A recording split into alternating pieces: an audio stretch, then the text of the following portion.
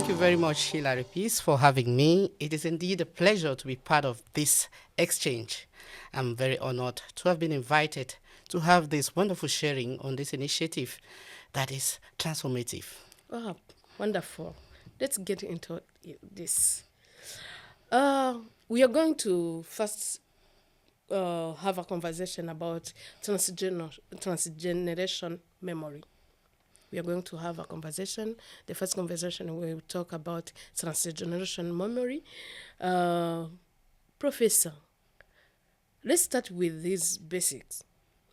When we talk about transgeneration colonialism memory, what do you think? What do you understand? What do you mean? You know, first of all, when we hear the word transgenerational memory, it is intriguing for us to remember that it is about memory that has moved from one generation to another. And for memory to be able to move from one generation to another, it means our DNA has to be involved. And when our DNA has to be involved, this means that the genes that were in our parents' memory has been transferred to us or to from our generation to another generation. And how does this happen? It is not a transfer or a change of the genetic sequence. No, it is just a trait in the gene that has adapted itself in order to express itself in a particular way. How does this happen? When we live in our environment from the colonial era, the stress our parents went through, the trauma our families experience, depression, the environmental factors that affected our forefathers was registered in their genome. Their genome was able to develop a trait that adapted to the way they were feeling, the way they were reasoning, the way they were accepting the torture, because they had no way to fight for themselves. So they had to accept this behavior, these behavioral aspects that was imposed on them because of the kind of environment in which they found themselves. So certain traits within their genome started developing in a sequence called as epigenetic changes. And these epigenetic changes only affects the way the genome will express itself without altering the DNA sequence of that individual. You talked about generation. I want to know how this trauma is passed through. Is it through stories, culture, or biologically? You talked about biologically. All right. What about stories or culture? Culturally, generational stories will always be told from one generation to another. But we are looking at a psychological aspect that is more scientific. We look at how human beings adapt to specific situations. And with the history of our forefathers from the time of colonialism, the experience of torture, the experience of stress, depression got into them. It became part of them. Their genetics was able to adapt, to accept this behavioral trend that was imposed on them. It now became a way for them to live. So their genes adapted and it moved from one generation to another. If you find the African parent has a common way of correcting the children, we shout, we scream, because our genes have been traumatized from time memorial. Whereas for the people in the West, they have a more formal way of correcting their children because their genetics did not adapt to such environmental influences that cause a behavioral change.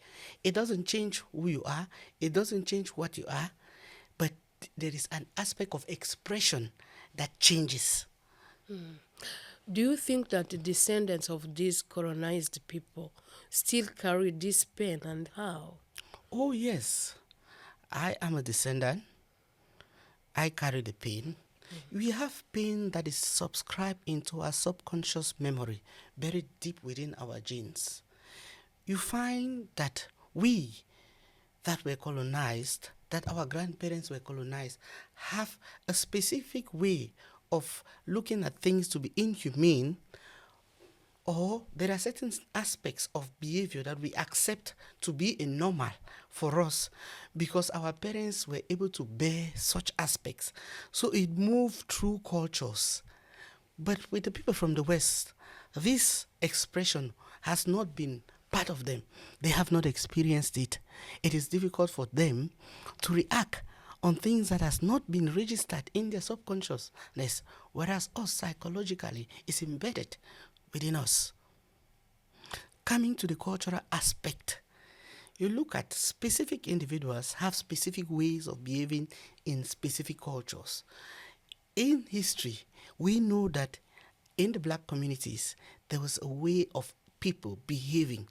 This way, there are specific things they tell you. For example, in my community, there was a specific day that you are not allowed to go to the farm. It's a cultural history. And when you go to the farm, nothing happens to you. But these are days that the colonizers used to rest. So because they are resting, they wanted us to also rest by telling us that something bad is going to happen in the farms. So it recorded in our memory. So our parents carried it. It came down to us. We know that on this particular day, we don't go to the farms because of these particular traditional reasons. So it became part of a culture. But in the fullness of time, the cultural aspect is disappearing. Let me take you to another socio-cultural aspect. We look at this transgenerational trauma or transgenerational cultural change has been broken down to our cultural marriages. In the African community, I got married in church. I got married traditionally using the traditional local methods that is called wine carrying. Then at the same time, I got married legally in front of a public officer where I had to sign documents. That is getting married 3 times. I adopted a white man's culture to do a white wedding because I want to please people that I am married in church. But for them, wearing a white dress is their traditional wedding that was common in the people in Great Britain, in France. But for us, it was not a culture because it's become a generational cultural thing that the colonizers have imposed on us. You find these days people with limited resources are planning 3 weddings, 3 expenses because of a bad culture that has moved from one generation to another generation. And how do we cure this? It is difficult. Are we cursed? No. So you said how colonization affected you as a person. In your bio, you are the first one in your family to finish secondary school. Shortly, can you tell us about this? I come from a very large family. My father had over 22 children, and I happen to be number 22, being the only child to have gone through secondary school right up to go to tertiary, and that is why you find I have a lot of passion in education, becoming an educator, is because in my home, I had no sibling that would help me with my homework. So, and my late father was a World War II veteran. He was taken to Nigeria to fight for the British Army. While in Nigeria, he produced part of my siblings there. Upon retirement from the army in the 80s, he returned to Cameroon and produced me. And I have lost connection with some of my brothers. If I was supposed to marry in Nigeria, I might marry my father's child, not knowing that this is my own sibling because of this colonization aspect that has taken part of my family away from me. And I have lived with that, not being able to trace some of my siblings. And it's a very big problem for me, even for my own children. In different countries within the colonization, people lost their identity. Let's talk about this, how colonization shaped the people's identities. How does this influence the people, how they see themselves and their communities? especially in your community in the other countries? A very deep loss in identity. You know, when you are colonized, you are given a culture to follow. You are given an education to follow. You are told what to do. You are given a lifestyle to live. And once you have no life on your own, you have no identity. You find in our communities, where I come from, when you don't speak English very well, they look at you as an illiterate. You feel like you have no sense of identity. We have traditional doctors that are so good in traditional medicine, in naturopathy, that they can even treat cancer, but they cannot express themselves in English or in French, which is a colonizer's language. So they look at these ones as illiterate. But if this naturopathy was able to explain how to treat cancer in the French language or in the British English language, they would have looked at his ideology to be correct. So his identity is being taken from him because he is not able to express himself in a language that has been created and imposed on him. Within our communities, we identify those who speak colonial languages as the great persons. We want to give them public offices. That's why you find most of the leaders that we have in our communities are people who studied in the colonial lands and came back, because they came back with that foreign idea, and the colonial masters used our own people, used their language, imposed a foreign identity to us. And we live under the shadow of this identity that has been taken away from us. We are no longer ourselves.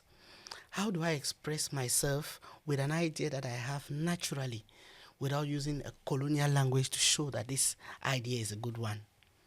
So you talk about yourself in your country, how people lost their identity. We almost experience a situation that was experienced in Rwanda, where we find ourselves to be two different people. This is a loss of identity. Whereas initially we had, before the colonial masters, we had our native language. The people in the western part of Cameroon, we speak a common language with those in the northwest. We have common cultures. This affected us. And this loss of identity, I think, is not only an issue of us. And I'm sure in your country, a similar thing happened, and I'll be interested to know the experience that you had. Yeah, in Rwanda, we have been colonized by two countries, German, then Belgium. And I remember when I was born, it was a French country. We were speaking French. We behaved like Belgian people, European people. And then we knew this division between Hutu and Tutsi ethnics problems, ethnic issues was happening around us when I was born.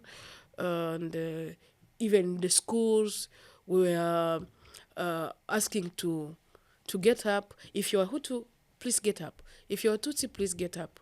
To humiliate who are Tutsi. That was colonialism effects, because I came to learn that before that, during the Belgian colonization, it where they started dividing people into three ethnics: Hutu, Tutsi, and Twa, and they were describing the tall people are Tutsi, the short ones are Hutu, and measuring the noises of people. Who the ones who have a long noise, they are Tutsi, you see. And during genocide against Tutsi, my father was killed during genocide against Tutsi, and the genocide was against the Tutsi people.